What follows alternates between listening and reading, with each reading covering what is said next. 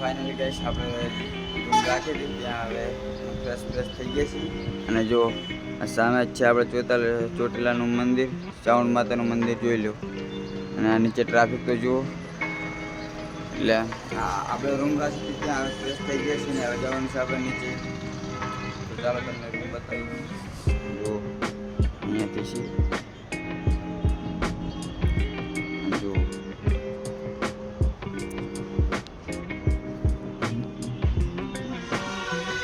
તો જુઓ finally ઠેલા packing થાય છે અને આ બાજુ ફોન પડે ચાર્જિંગમાં પાવર બેંક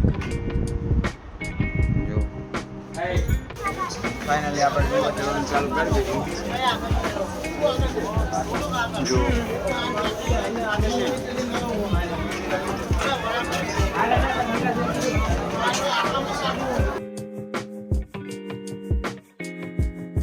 દર્શન કરીને આપણે આવી ગયા છીએ પાછળની સાઈડ. તો તમને જો અહીંયાથી ચોટીલાનો નજારો બતાવી દઉં. ખાલી તમે એમ નજારો જોઈને ખાલી કહેશો કે ભાઈ કેમ છે.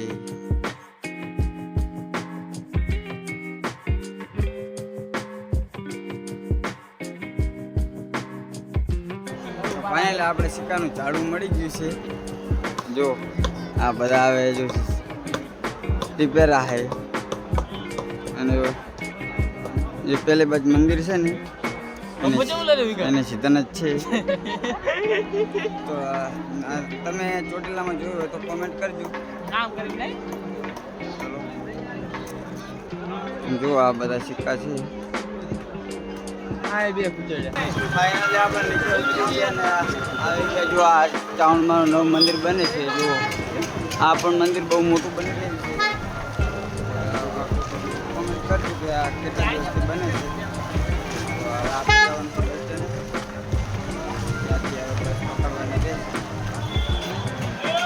ચોટીલા ડુંગર ઉતરીને આપણે આવી ગયા હતા ખાવા જો.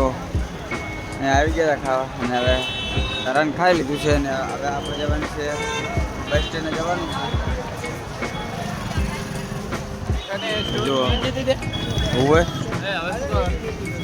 આ જુઓ બધા હવે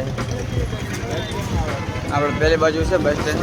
તો આપણે હજી ત્યાં જઈશું અને 12:30 બસ આવે છે તો બને રહેજો. આપણે બસમાં તો જગ્યા મળી નહીં. સુરેન્દ્રનગર સુધી આપણે રિક્ષા કરી લીધી છે જો. 5 જણ છે તો આપણે હવે નીકળી ગયા છીએ. હવે સુરેન્દ્રનગર સુધી આપણે રિક્ષા કરી લીધી છે.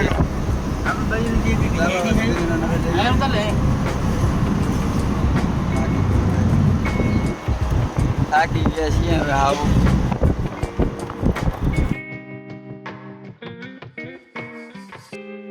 સુરેન્દ્રનગર બસ સ્ટેન્ડે પહોંચી ગયા છીએ ને હવે આપણે બસ આવવાની તૈયારી છે. એટલે આપણે જો બસ સ્ટેન્ડ અંદર જઈ રહ્યા છીએ. એક ભાઈબંધ આગળ જશે ને 2 ઓલરેડી અંદર જ જતા રહ્યા છે. તો આપણે હવે બસમાં બેસી જઈએ. ફાઇનલી ગઈ છે આપણે 5 દિવસની યાત્રા કરીને આપણે ઘરે પૂરી ગયા છીએ ને આપણે જો અત્યારે ત્યાં આપણે ખેતરે આવી ગયા છીએ. સુરેન્દ્રનગરથી જે આપણે બસ પકડી છે ત્યાંથી જો આપણે 9:25 થઈ છે.